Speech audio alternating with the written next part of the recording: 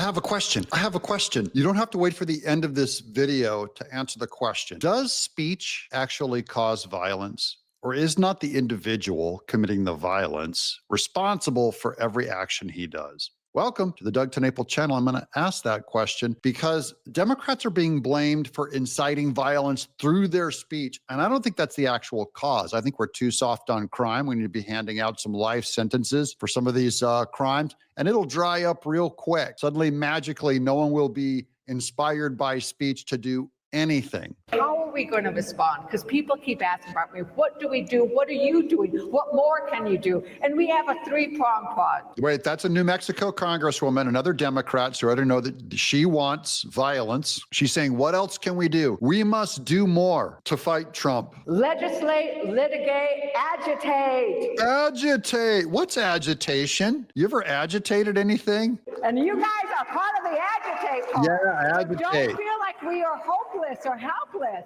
When we express our outrage, and it is universal, they are forced to put it back. The Congresswoman later said this in an X post after the attack. Political violence is unacceptable, including the arson attack on New Mexico's GOP headquarters. Yeah, New Mexico's GOP headquarters.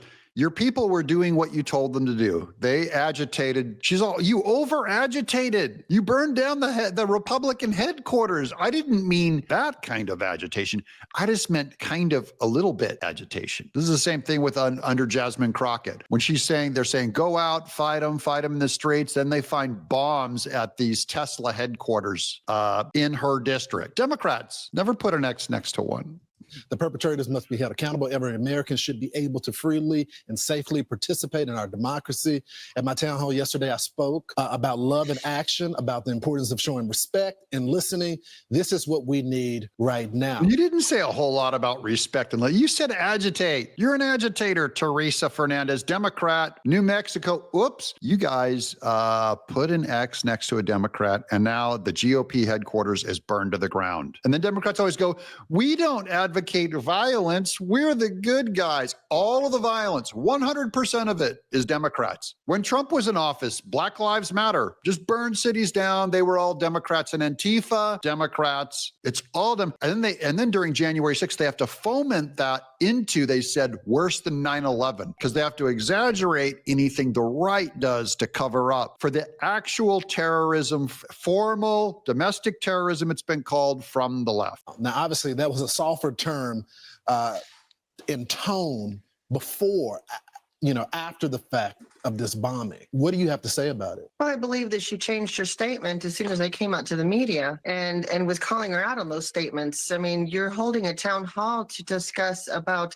the love of the community, and you use the words agitate, I think, is contradictory. Don't you think the temperature just needs to be lowered? It looks like it's coming from one. I don't care about temperature. Look at that New Mexico Republican Party headquarters burned, broken into, burnt. Those are burned doors. That's what the New Mexico Democrats call love. This is agitating in love. It's burning Republican headquarters down. Inside right now, I think spirited debate is great, but it's clear that they're targeting Tesla, Republicans' headquarters. When is it going to end? It ends with the left calling out, and just instead of calling out for violence and the destruction of the United States and across New Mexico, how about we come to the table and work together and fix the crime problems in New Mexico instead? I don't know if I believe this either, guys. In general, I don't think speech incites violence. I don't think this is going to be radical. I'm going against my own party. I'm going against the big Republican counter publicity against the Democrats right now. I don't think it's Democrats saying burn down a Tesla dealership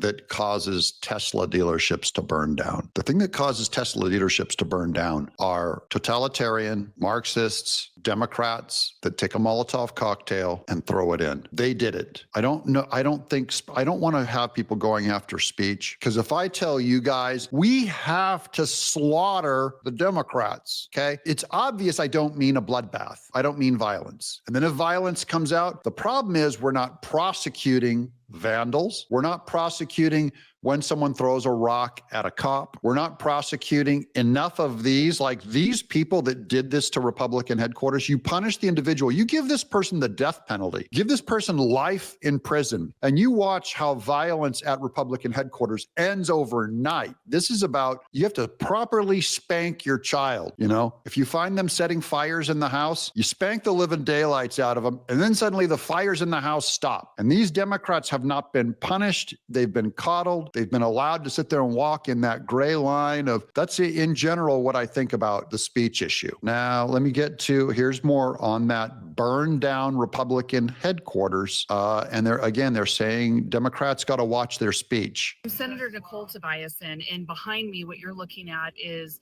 the result of political violence last night here at our state Republican headquarters in Albuquerque. Listen, we just had a 60-day session where we had respectful discourse in the legislature. We worked together as much as we could, but I've heard that there's a political leader here in New Mexico that is calling for Democrat citizens to agitate Republicans, and this is a direct result of that rhetoric.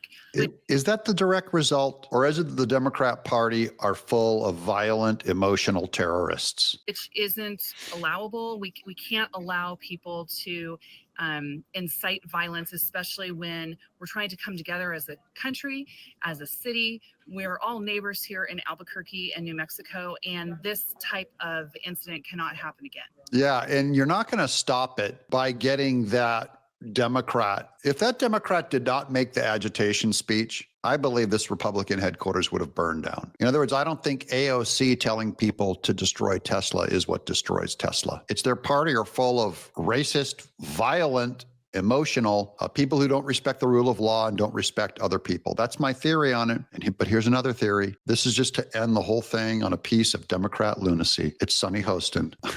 I hate doing this to you guys, but she says it. Oh, it's interesting because he calls the executive order restoring truth and sanity to American history. And, you know, while it may be an uncomfortable truth for this president, and for many people in this country was founded on slavery. It was founded on free labor. This country was founded on slavery. No wonder why Sunny Hostin likes it here so much. If it's founded on slavery, how come I don't still get to keep me some slaves? This is like what a foul thing to say. Our founders, you won't find it anywhere in their written documentation. They're going, we now must establish a more perfect union, and it's perfect because we're going to be owning all these slaves. The founders wrote in their personal writings anyways, that they knew that because of their allowance of slavery, that there would be a judgment coming. Sunny Hostin with the lunatic quote of the day. I'm Doug in exile.